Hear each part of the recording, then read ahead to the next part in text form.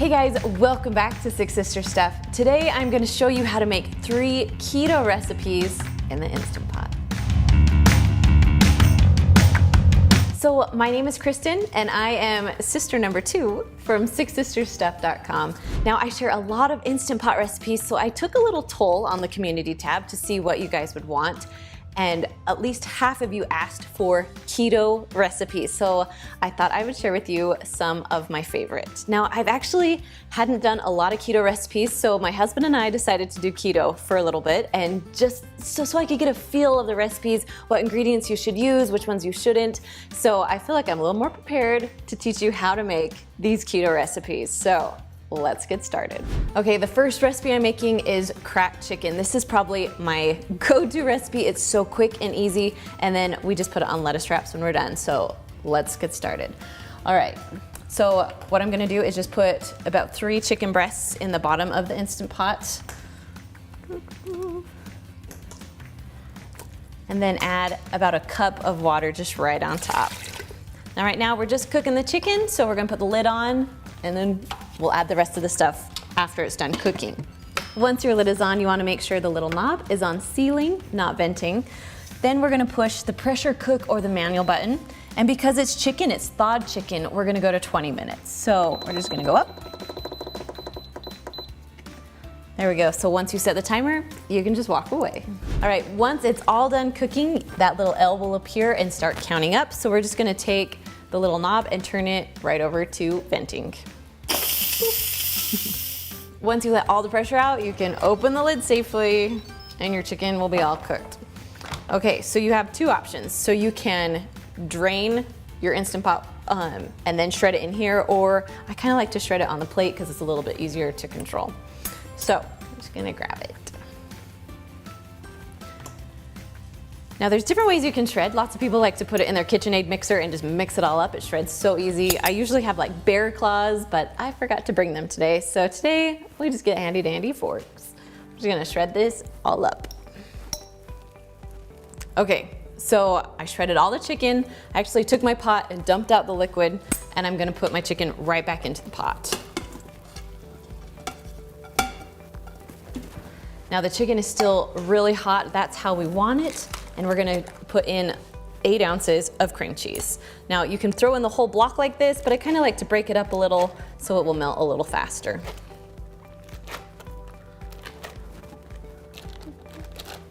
Okay, next we're just gonna add some bacon on top because I love bacon in my cracked chicken. And then just a little bit of green onions. And then last but not least is ranch seasoning. Now I wasn't sure about this, but as I was looking at the nutrition facts, there are no carbs, no sugar, so definitely ranch seasoning, keto friendly.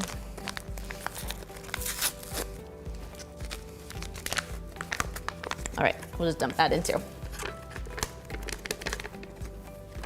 So now we're just gonna stir it all up until all the cream cheese and everything is well combined.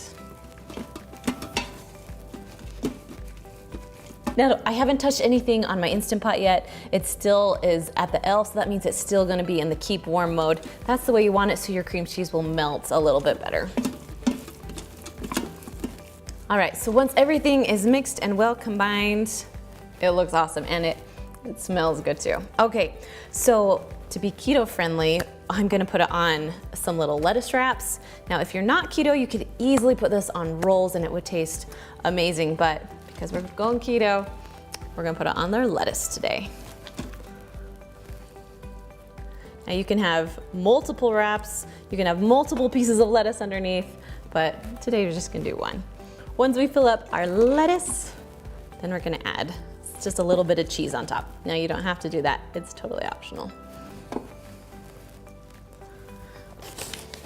But cheese is legal in keto, so this is how we're doing it.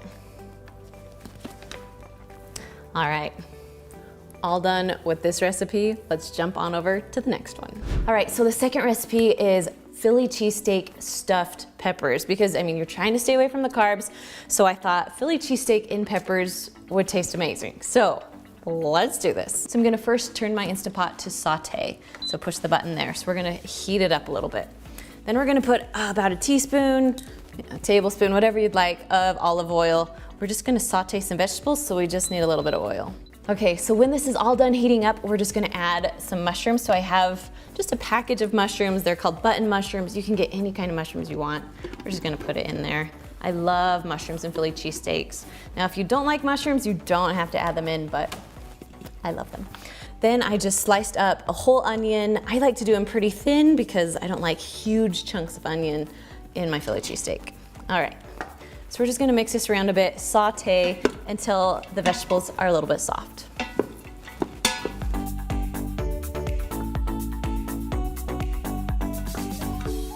Okay, so these have been going for a few minutes. I'm just gonna add a little bit of salt and pepper in here.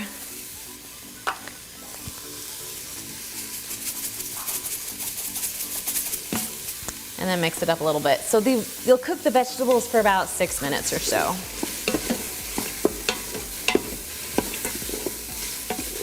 Okay, so once your vegetables are done, we're just gonna dump them out just right onto a plate right here. Sorry, let me turn it this way.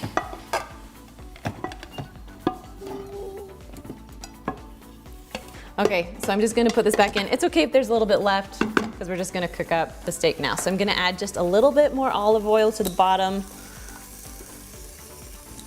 Now I did pre-cooked steak. You can also just get some steak that's already pre-cut from the butcher. However you like your Philly cheesesteaks, use that kind of meat. So this is pre-cooked, so pretty much I just have to warm it up. But if you get some from the butcher, you wanna make sure that it's pretty cooked all the way through. Okay, once your steak's done, we're just gonna add the mushrooms and onions just right back in.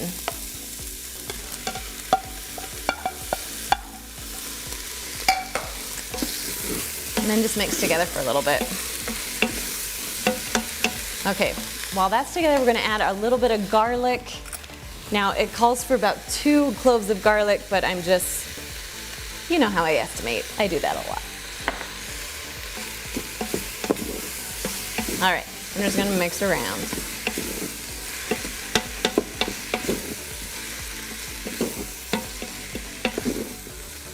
All right, we'll let that heat for just about a minute or so, and then we're gonna get to cooking our peppers. Okay, so once it's all done, we're gonna just put it back on the plate, and I'll show you why in just a minute.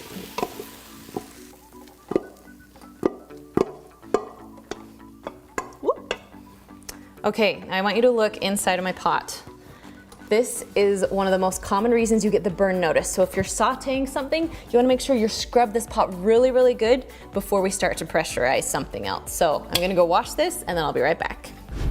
All right, so once it's pretty much clean, good enough, we're gonna put it in the bottom. Next, we're gonna add about a cup or so of water.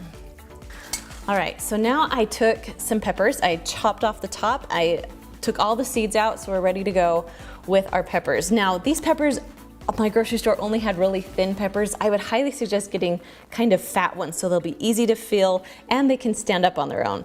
So I wanna show you what I did. I used like a little steamer basket and I put foil all around it so they can stand up so all my food won't leak out.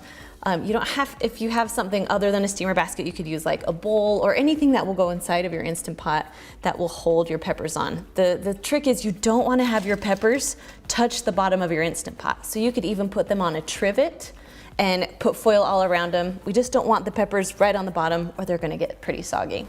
Okay, so we're just gonna scoot this right here and I'm just gonna fill up the Philly cheesesteaks inside of the peppers.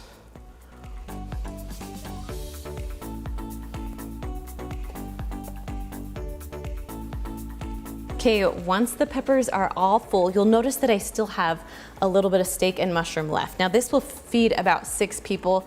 I only need 3 today, so I'm gonna take this and stick it in the freezer, so all I'll have to do is cook my peppers later. So that's kind of what's happening here. Okay, so now I'm gonna take some provolone cheese, just because I love provolone. You can use other kinds if you'd like. But now usually if it's a big pepper, you can just put this right on top, but because mine are little, I'm just gonna separate it a little bit and kind of just pack it in. We just kind of want our cheese topping. Also, you can also put a cheese layer in your pepper before you throw your peppers on, but I didn't today. All right, almost done here. All right, so right now my Instant Pot is still on saute. We don't want saute anymore, so we're gonna push cancel. Cancel. All right, and I'm just going to lower down my peppers into my pot. Okay, I'm gonna put the lid on. Make sure that little knob is turned to sealing, not venting. We're gonna push pressure cook, and then we're going just to 5 minutes. That's how long it takes for the peppers to cook. So once you set the timer, you can just walk away. Once the timer's all done, you're gonna turn the little knob to venting to let all of the steam out. And then once all of the pressure and steam's out, you can lift your lid up. Now these look amazing. Yes. Okay, so we're gonna just pull the steamer basket right out. That's why I love steamer baskets so much. I'll actually link this steamer basket down below for you, or one similar that I use. We'll just put it right out here. Okay, so they're gonna be a little bit hot. I'm just gonna pull them out with some tongs, just so you guys can see how good they are. Just gonna put them in a bowl so they can stand up, so they won't tip on me. Nice. All right, if you guys can see that, this is one of my most favorite things that we've made since being on keto. So, all right, we're all done with this recipe. Now we're gonna jump on over to the next one. So the last recipe today is butter chicken, and this one is my favorite. So let's get started. So I'm first gonna push the saute button. We're gonna start heating up the pot.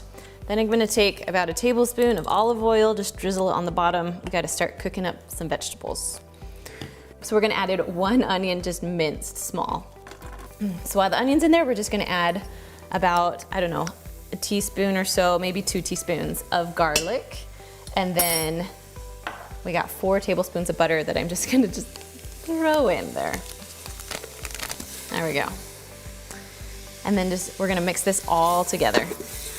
So we're just gonna mix this around for about 5 minutes or so until the onions, get that lovely fragrant smell and are cooked a little bit.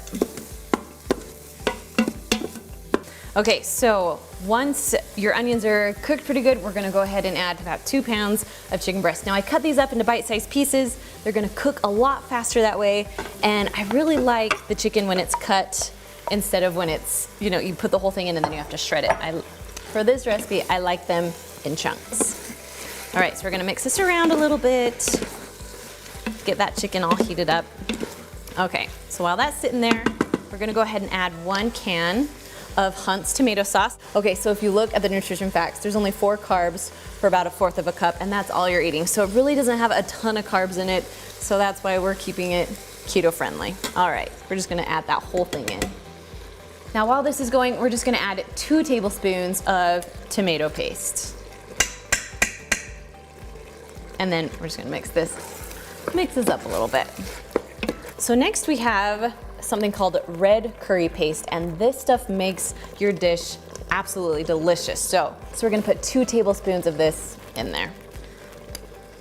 And I am just eyeballing a little because this is my teaspoon, but it's kind of a small opening there. Nice. Okay, mix that around. So next we're gonna do 2 teaspoons of marsala, I don't know. However you think you pronounce this, put down in the comments for me because I'm struggling. All right, this is good stuff though. However you pronounce it, or wherever you're from, how you pronounce it, it's good. So we're gonna do 2 teaspoons of that. Then we're gonna add 1.5 teaspoons of ginger.